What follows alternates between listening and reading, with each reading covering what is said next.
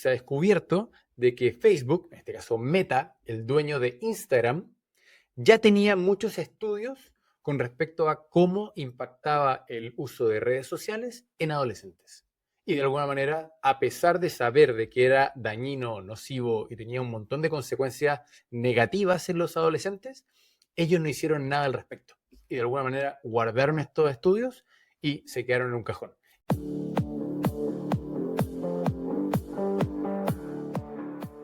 Hola, ¿cómo están? Muy bienvenidos a un nuevo capítulo de Emergente, donde con Daniel San Martín intentamos entender para dónde va el planeta. Daniel, ¿cómo estás?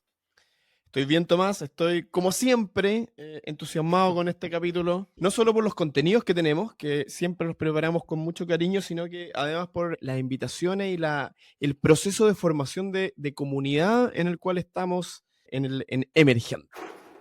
Exactamente. Antes de entrar al tema de la comunidad, quiero anunciar de lo que vamos a conversar hoy día, que está bien bueno. Por un lado, tenemos el tema de el consumo de agua que implican los data centers, que está de alguna manera en el corazón de esta revolución tecnológica que estamos viviendo, pero que tiene un impacto en el medio ambiente que nos gusta normalmente obviar, pero que hoy día está haciendo noticia, incluso en el caso de Chile, donde se ha anunciado con bombo y platillo una cantidad importante de nuevos data centers, pero tienen problemas.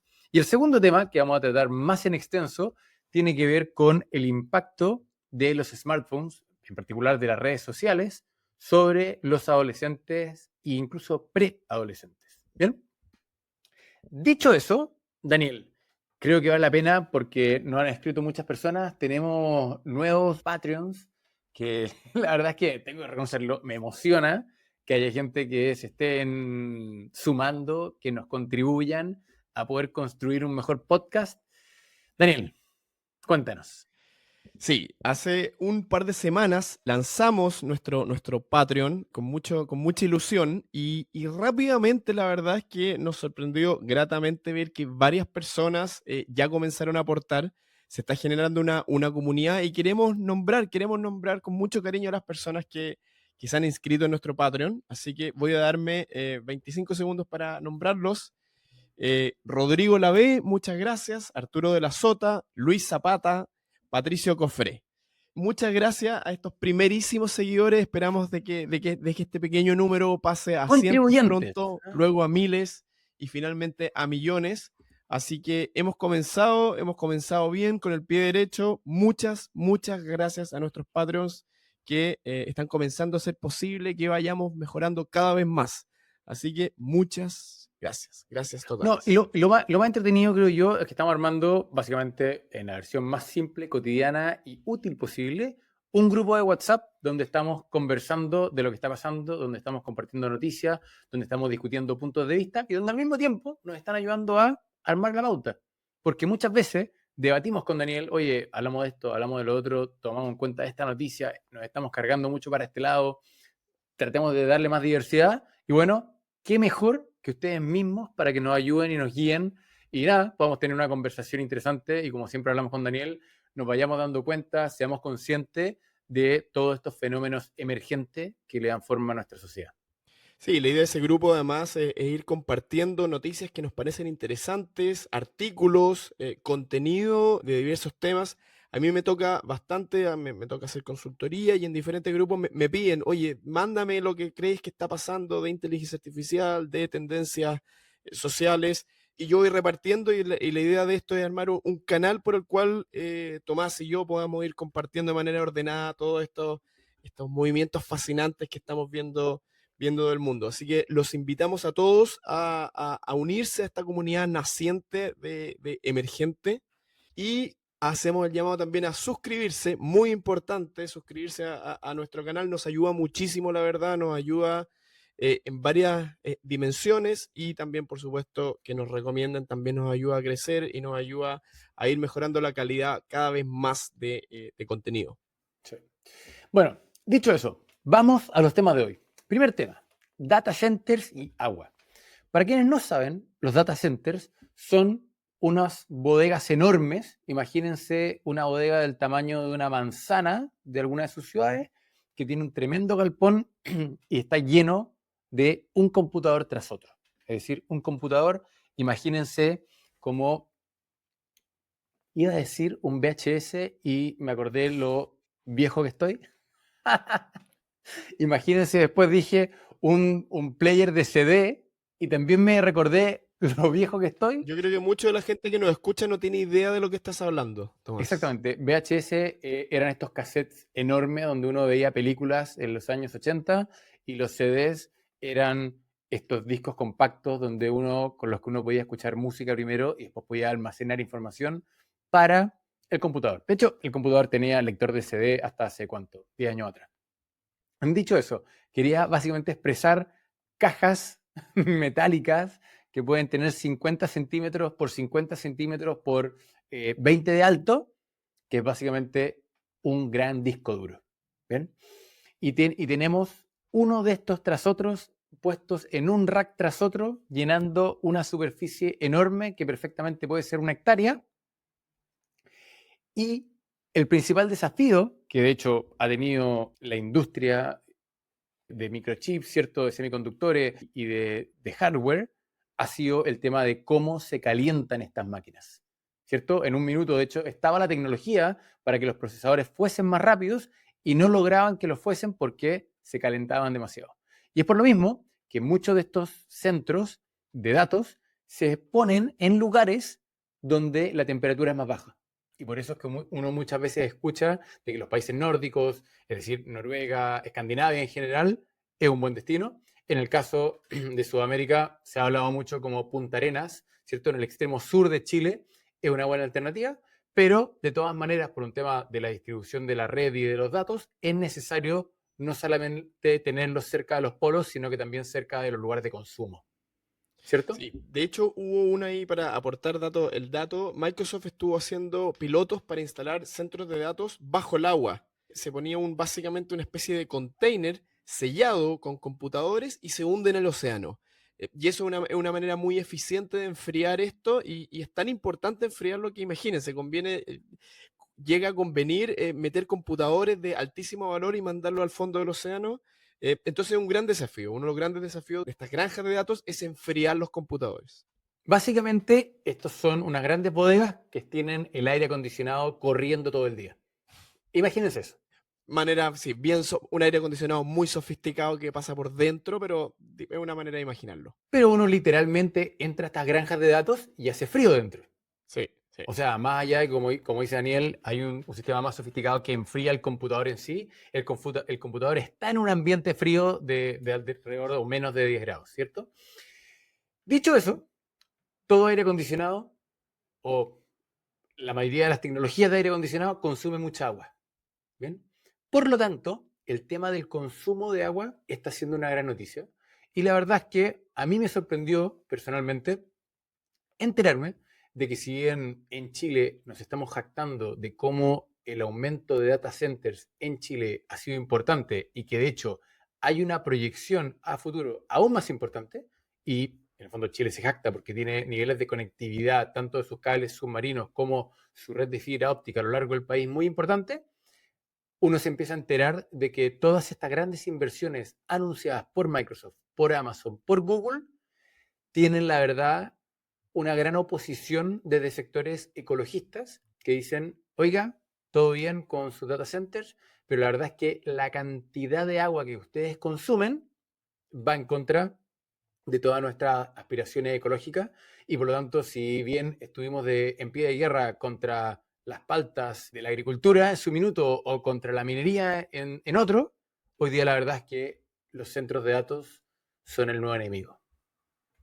Sí, y no solamente agua, por supuesto, obviamente también tienen un consumo eléctrico absolutamente colosal. Y si esa electricidad no viene de fuentes renovables, también supone un enorme carga al planeta. Entonces, efectivamente, estamos viviendo tiempos donde hay una vorágine de construcción de data centers, nos estamos moviendo en una economía y una actividad industrial física, una industria a un mundo digital. Y eso a veces no es obvio. Eso cuando uno como usuario ve que todas nuestras experiencias pasan en el mundo digital y se habla incluso de la nube. Es un término, cuando uno habla de la nube, es un término que refiere a algo muy etéreo, pero finalmente para que toda esa maravilla ocurra tiene que haber un espacio físico con computadores que consumen muchísima agua y muchísima electricidad. Y eso hoy día ya está suponiendo un problema para muchos países, en este caso el caso que estamos diciendo de Chile, que es un caso que conocemos más cercano, pero se proyecta que de aquí al 2030 hay una enorme construcción de data centers alrededor de todo el mundo y podría eso suponer una enorme carga a nivel agregado, a nivel planetario, una enorme carga tanto en términos de uso de agua como de electricidad, si la electricidad que se usa no es renovable, no es de fuentes Está bien, renovables. pero a ver, creo que algunos estamos saltando que es un dato clave y es entender el consumo. Daniel, tú me estabas dando el dato antes que hacerle a ChatGPT una pregunta que tenga 15, 20 palabras, o eran 15, 20 preguntas equivalida a medio litro de agua. Mataste toda la sorpresa cuando uno pregunta, Tomás, uno no da los números, porque si no matan la sorpresa cuando yo te respondo. Hagámoslo al Ok, revés. ok. Pregúntamelo de nuevo. Daniel, ¿cuánto consume que yo le haga una pregunta a ChatGPT? Excelente pregunta, Tomás. Sí, se hizo un estudio el otro día y se estima que cada entre 20 y 50 preguntas, porque depende del largo de las preguntas, pero imaginemos que uno se sienta con ChatGPT y le hace un poco más de 20 preguntas y te responde, en ese proceso el sistema toma medio litro de agua. El sistema necesita tomar una botellita de medio litro de agua para poder procesar esa respuesta. Como Y que es le una buena hace... medida intuitiva que muestra el consumo de estos sistemas digitales. No, es brutal. O sea, a mí cuando escuché ese número como que no lo podía creer. Ojo, y esto es cuando tú lo haces preguntas, es decir, en la etapa que se llama de inferencia, porque el entrenamiento de estos modelos lo que realmente tiene consumo eléctrico y de agua. No tengo el dato a la mano, pero el proceso cuando se entrenan los modelos, ahora por ejemplo se está entrenando el modelo que va, OpenAI está entrenando el modelo que va a reemplazar o que va a superar a GPT-4. Y ese proceso de entrenamiento es increíblemente intensivo en computación y por lo tanto todos esos computadores que están corriendo para ser entrenados, para aprender, necesitan ser enfriados y necesitan ser obviamente alimentados con energía eléctrica. Oye, para ir cerrando y poniéndole un poquito, es que no quiero cerrar porque la verdad es que da para mucho, pero estaba mirando los datos justamente de los documentos de las solicitudes de impacto ambiental, ¿cierto? Que se hacen en Chile cuando uno hace una inversión de este tamaño. Y por ejemplo, el data center, el último data center de Google, cuando fue autorizado, se estableció que de hecho una de sus fuentes de agua eran justamente pozos subterráneos con derechos de agua para extraer 228 litros por segundo. ¿Bien? Mm. Eso equivale a 1.000 millones de litros, perdón, 7.000 millones de litros al año. ¿Bien? Y si entendemos de que una persona, cualquiera de nosotros, consume alrededor de 140, 150 litros al día, entendemos que consumimos alrededor de 53.000 al año. Es decir, este data center equivale a 130.000 personas más en la ciudad. Es Impresionante. decir, como es impresionante, son como números que uno simplemente no se imaginaba, como que uno tal vez entendía de que había una oportunidad porque Chile cada día tenía energía más barata y por lo tanto uno decía, bueno, que se consuma la energía más encima es limpia, cada día viene más de fuentes renovables, pero cuando empieza a venir de agua, y esa agua justamente es de cuenca subterránea, uno entiende que tiene un problema ecológico relevante y empiezan a aparecer las soluciones del estilo, bueno, entonces se tendrá que desalinizar agua, ¿cierto? Sacar agua del mar y desalarla, pero uno entiende que eso es un proceso mucho más caro y por lo tanto la evaluación de proyecto, de hacer un proyecto así, es completamente diferente y tal vez ya no es rentable. Pero por otro lado, también impacta el cómo, tal vez como toda esta nueva economía, uno de repente la ve de manera tan romántica y entiende que va a traer un montón de progreso y uno lo ve como más limpio y más sofisticado y más productivo, pero aún así tiene una resistencia ciudadana. Y esto no pasa solamente con los data centers, esto es algo que está pasando hoy día en Europa y en Sudamérica con la construcción de parques eólicos, con la construcción de parques solares, incluso con la construcción de desaladoras, es decir, una planta que tiene justamente el ánimo virtuoso de no querer extraer agua de napas subterráneas, encuentra oposición de otro grupo de ecologistas o otro grupo de interés que dice, no, la verdad es que a mí no me interesa de que usted chupe agua de esta orilla de mar, porque la verdad es que me va a afectar a los pescados, me va a afectar el turismo, algo me va a afectar. Entonces, To- Sí. creo que caemos como que nos empezamos a atrapar como sociedad en un punto donde queremos más desarrollo y no queremos más desarrollo. Queremos que a todos nos vaya mejor, pero nadie quiere que la fábrica, que la empresa, que la desaladora esté a la vuelta de la esquina de mi casa. O tal vez ni No, siquiera que esté en mi cuenca. sí, es importante, es difícil, pero es importante entender el impacto. Es antiintuitivo, uno ve todo esto tan etéreo, tan digital, que no es fácil, no es obvio, uno no se imagina el impacto ambiental que tiene. El otro día, no sé si lo viste, Tomás, un Twitter me encontré extraordinario de un ingeniero de Microsoft que comentaba su dolor y su decepción y lo complicado que era conectar los componentes del data center que están construyendo en Estados Unidos Ujú. en conjunto con OpenAI, que era muy difícil conectar componentes en diferentes estados de Estados Unidos. Y alguien le respondía, una persona anónima le respondía por Twitter, pero ¿y por qué hacen eso? ¿Por qué no ponen todos los componentes en el mismo estado? ¿No sería mucho más fácil conectarlos? Y el ingeniero respondía, bueno, eso fue lo que pensamos primero, pero después nos dimos cuenta que si hacíamos eso, el sistema completo eléctrico de cualquier estado de Estados Unidos caería con el consumo que tenía. Entonces, esto obviamente es una anécdota, pero muestra el enorme impacto que ya está teniendo y que va a tener cada vez más el mundo digital sobre el uso de recursos. Y por lo tanto, definitivamente hay que empezar a pensar soluciones y esto me trae, y no me quiero desviar, que la única solución definitiva final de largo plazo es la fusión nuclear. Tanto así que Microsoft ya firmó un precontrato de compra con una empresa que se llama Helion, que es la empresa donde está metido No, el mismo mundillo de la gente de OpenAI, para que cuando logre, el contrato dice que cuando ya se logre producir energía eléctrica con fusión nuclear, Microsoft es el primer impresionante. cliente y con eso va a darle energía a sus centros de datos. Así que No, bueno, sí, de hecho, hoy día en el mundo, el 3% de la electricidad ya se destina a centros de datos. Y hoy día, cuando de alguna manera toda la computación sobre AI sigue estando en su niñez. Es decir, esto nos ha expandido y sí. justamente en el minuto en que empecemos a correr nuestra economía arriba de múltiples modelos como ChatGPT, entendemos que el consumo va a ser bestial, esto va a ser más importante, los requerimientos de agua van a ser más importantes y por lo tanto, al mismo tiempo que muchas personas se oponen a esto, son muchas veces las mismas personas que corremos y vivimos arriba de nuestros celulares, de nuestros computadores, de nuestros iPads y de cuánto gadget tecnológico tengamos a la mano. Lo que nos lleva de manera elegante y maravillosa a nuestro siguiente tema. Muy bien, Daniel, qué buena transición. Muy bien. ¿Cuál es nuestro siguiente tema, Daniel?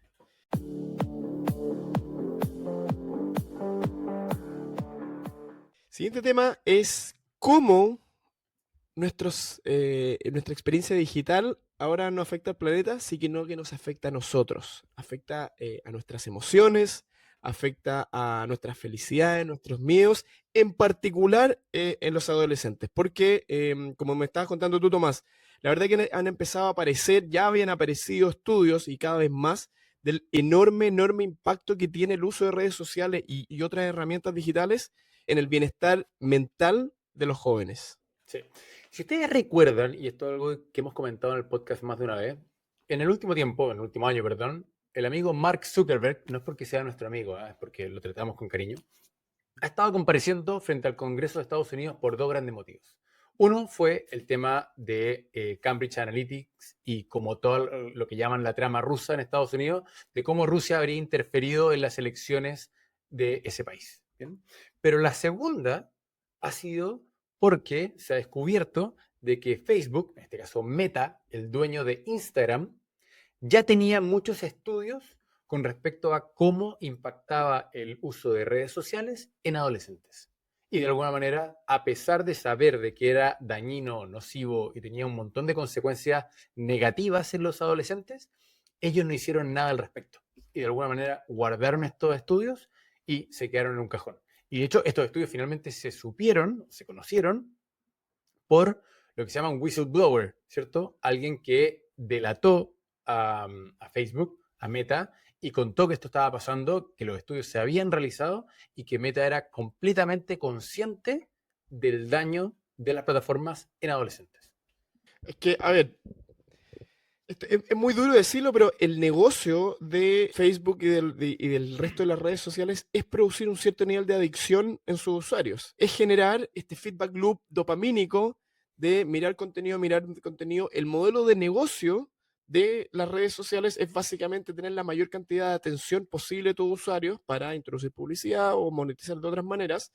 No sé si te acuerdas, había un documental muy bueno, recomendable completamente, de Social Network, creo que estaba en Netflix si no me equivoco, donde había un personaje que era un ex directivo de Facebook y él hacía la siguiente reflexión, decía, hoy día vivimos en un mundo donde se contratan las personas o de las más inteligentes del mundo, sino las más inteligentes del mundo, básicamente para diseñar productos que capturen la atención de los seres humanos, Ujú. en particular de los jóvenes. Entonces es un sistema de incentivos súper perverso. No, absolutamente. De hecho, mira, por ahí nos retaron que en el capítulo pasado dimos tantos datos que los mareamos a todos, pero voy a dar el destilado de datos que creo que grafica el problema que estamos enfrentando. Esto donde está mejor medido en Estados Unidos, ¿cierto? Y, y en Estados Unidos las tasas de depresión y ansiedad en adolescentes hasta el año 2000 o inicio de los 2000 era bastante consistente. Es decir, no se mostraban grandes cambios a lo largo del tiempo de diferentes décadas. Sin embargo, los estudios o esta ratio entre el 2010 y el 2019 muestra cómo en adolescentes de 10 a 19 años esto aumentó en un 50%. Y después, cómo las tasas de suicidio también aumentaron en un 48%. Oye, Y Tomás, en, y ahí y en particular, Sí, perdón. en niñas, porque voy a usar la palabra niñas, no adolescentes, de 10 a 14 años, aumentó en un 130%. Y patrones similares a los de Estados Unidos se han estudiado en Canadá, en Inglaterra, en Australia, en Nueva Zelanda y también en los países nórdicos. Entonces, uno entiende que esta nueva generación está sufriendo algo que la verdad es que en los humanos no habíamos sufrido antes. Ahora, la responsabilidad intelectual me obliga a preguntar que eso podría estar causado por múltiples causas. O sea, sabemos que hay más depresión, sabemos que mueven los índices, pero ¿cómo podemos saber que son las redes sociales las culpables de ese efecto? A ver, estamos de acuerdo, nunca todo es monofactorial, ¿cierto? Siempre todo es medio sistémico, pero parte de lo que muestran los estudios es que cuando a los adolescentes, entre comillas, perdón, no entre comillas, literalmente les quitan los celulares y los ponen en un estado de abstinencia de redes sociales, a la vuelta de solamente un par de semanas, sus niveles de ansiedad, Ah, sus perfecto. niveles Se de hace se depresión hace el bajan. experimento ya, está bien Exacto, que hecho. de hecho es bien interesante porque normalmente en el mundo de las ciencias sociales lo que cuesta probar mucho es el contrafactual, Exacto, ¿cierto? exacto. Y muchas veces las regresiones y otros métodos estadísticos lo que buscan hacer es simular el contrafactual. Y en este caso es directamente Se puede testeable. hacer experimentalmente, claro, claro. Entonces es mucho más Exactamente. fuerte la conclusión. Entonces, claro, no tenemos el contrafactual de si esos suicidios no hubiesen ocurrido, pero sí tenemos el contrafactual de entender de que este adolescente que está ansioso le quitamos el celular de las manos y baja sus niveles de ansiedad. Y de alguna u otra manera, esto ya entra un poco en el clásico Vox Populi de que los geniecillos de Silicon Valley no le pasaban celulares a su hijo hasta muy avanzado. Y todos dicen sí, que aprendan a codear, que desarrollen software, todo, pero desde los 16. Es decir, hay todo un tema de desarrollo cognitivo que los niños y adolescentes necesitan eh, vivir que no está en las pantallas.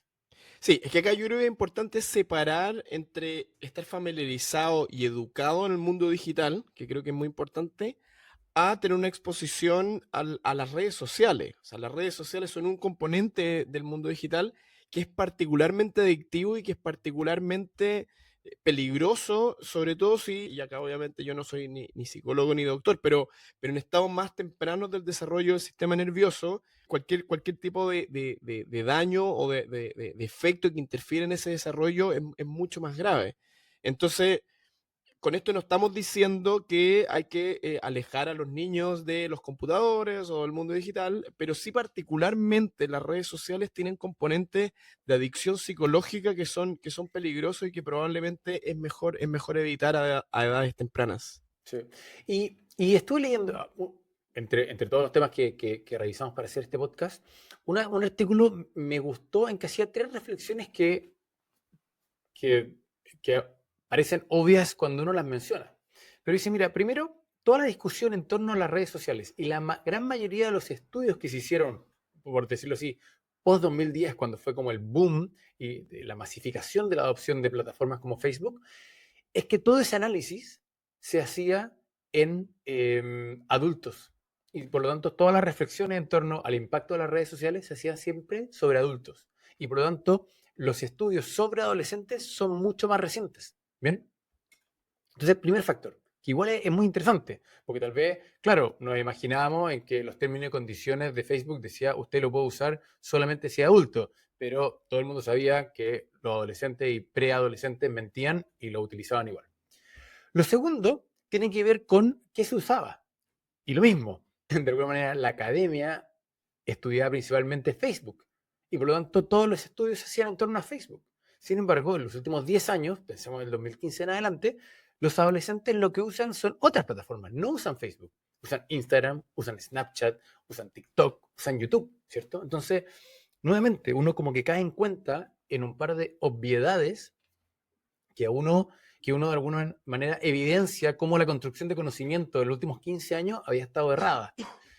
Y por último, era entender de que todos esos estudios buscaban otras cosas. Es decir, las hipótesis con las que se entraba a analizar el fenómeno de las redes sociales tenía que ver con relacionamiento, tenía que ver con consumo, tenía que ver con patrones de compra, tenía que ver con tiempo en las pantallas, pero no iba a de alguna manera vincular, evaluar o entender si el output era o no temas serios de salud mental. Es decir, no iba a evaluar de manera clara si el output era depresión, ansiedad o pensamientos suicidas. Entonces ahí es cuando uno dice, chuta, porque claro, me imagino que en el 2010 nadie estaba pensando de que estas nuevas plataformas digitales que se veían tan lindas e inofensivas podían terminar tan mal.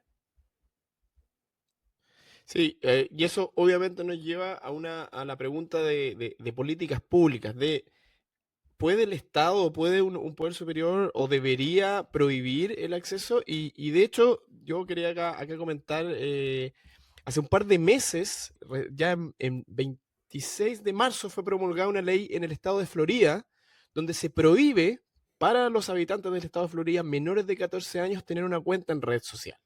Esto obviamente causó una enorme crítica en ejecutivos de Meta, no es de sorprender, pero también en muchos padres, ojo, algunos padres que decían, oye, ¿por qué se están metiendo en la libertad de mis hijos? Digamos, o yo debería ser la familia quien debería regular esto. Pero por Bueno, otro lado, mucho también recibió mucho aplauso por las razones que estamos dando. Y claro, no hay yo a mí me cuesta tomar una posición clara. Efectivamente, deberían ser los padres o las familias quienes regulen esto, el acceso a sistemas digitales, a redes sociales. Pero también es verdad que muchas familias no están en posición o muchos padres tal vez no tienen el conocimiento para efectivamente educar a su hijo de esta manera y por lo tanto el estado de Florida ya promulgó esta ley y hay varios países, además muchos países están estudiando lo mismo.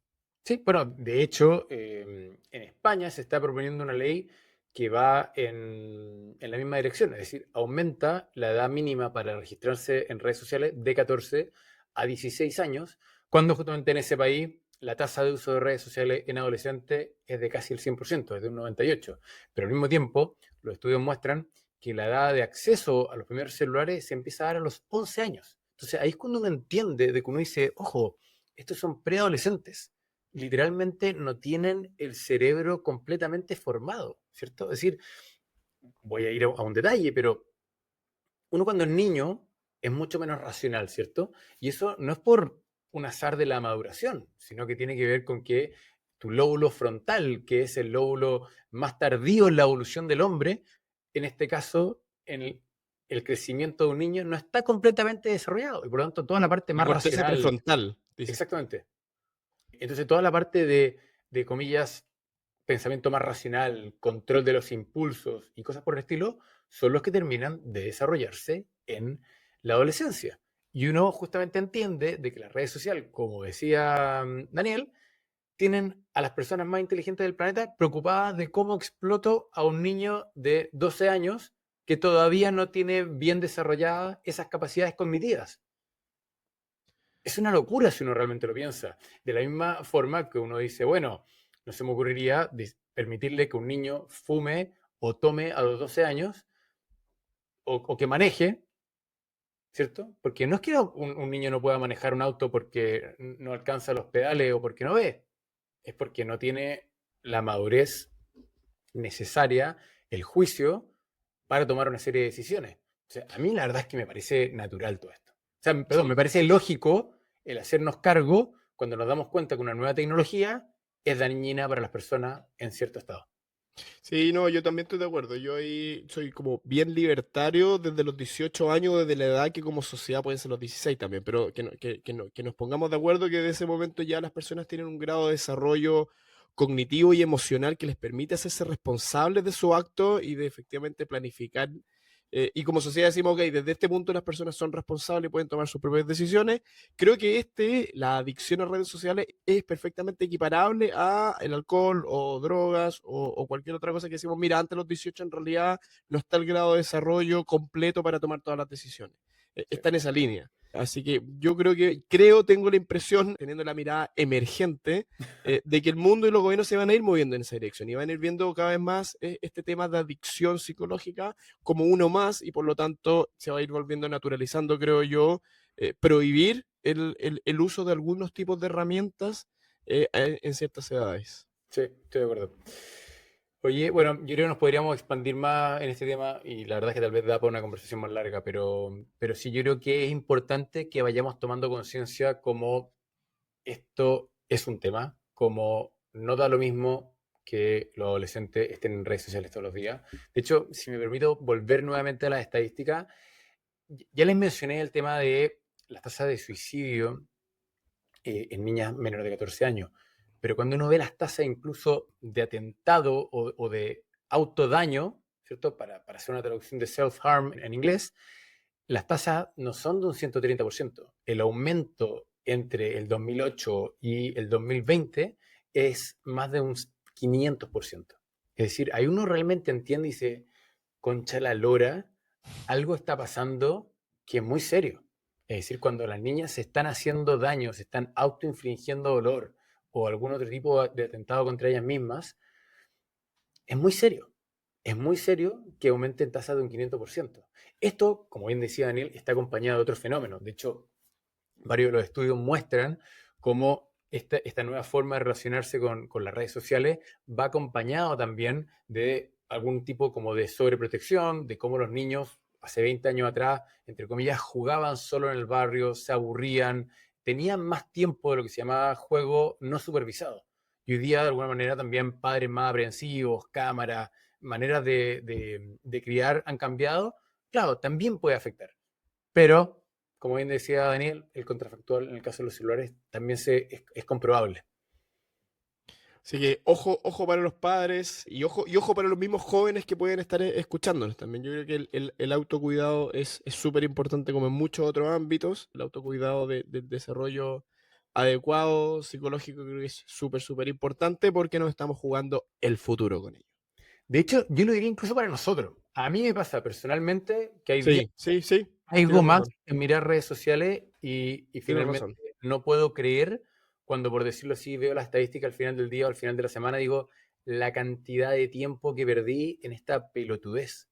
Sí, Porque sí, está tienes bien, razón. Yo a veces me veo a mí mismo instintivamente tomando el celular para revisar YouTube en mi caso, pero ni siquiera lo pienso. Es como que tu brazo ya se genera este loop, este ciclo sí, dopamínico que creo que es súper importante auto volverse consciente de tu propio comportamiento, sí, que a veces es difícil hacerlo. sí.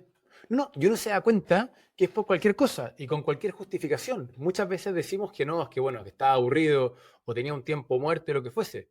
Pero yo me doy cuenta que de repente, no sé, estoy trabajando en el computador, algo se está demorando 10 segundos en cargar y en esos 10 segundos fui y abrí una aplicación. Y digo, no, tengo que ser capaz de mantenerme concentrado en la tarea que estaba haciendo, porque si no, esos 10 segundos de carga se transforman en 1 o 2 minutos perdidos mirando cualquier otra aplicación y después el costo de reenfocarse es altísimo, es un gasto cerebral. Finalmente uno termina siendo más tonto cuando se mantiene distraído todo el día.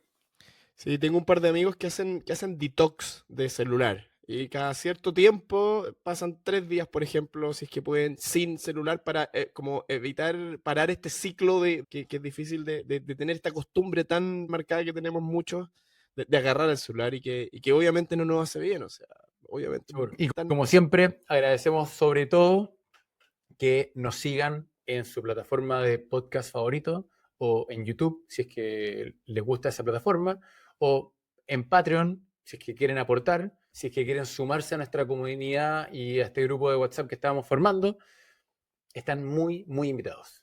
Tenemos canal también, lo mencionamos poco, de Instagram. Hicimos todo un capítulo casi completo criticando Instagram y estamos cerrando diciendo, pongan su atención en Instagram. Estamos conscientes de la contradicción del tamaño de un buque que estamos teniendo. No, pero creo que nosotros tratamos de hacer un contenido que no es clickbait, que tratamos de hacer un contenido que sea sobre reflexionar y tener una mirada amplia y hacia el futuro. Así que me siento moralmente en la posición de llamarlos a suscribirse, llamarlos a generar una vez más, como decimos siempre, esta comunidad, a proponer temas, a seguirnos y a mirar al futuro. Eso. Queridos, que tengan una muy buena semana. Un abrazo para todos. Un abrazo a todas y todos que nos escuchan. Chao, chao.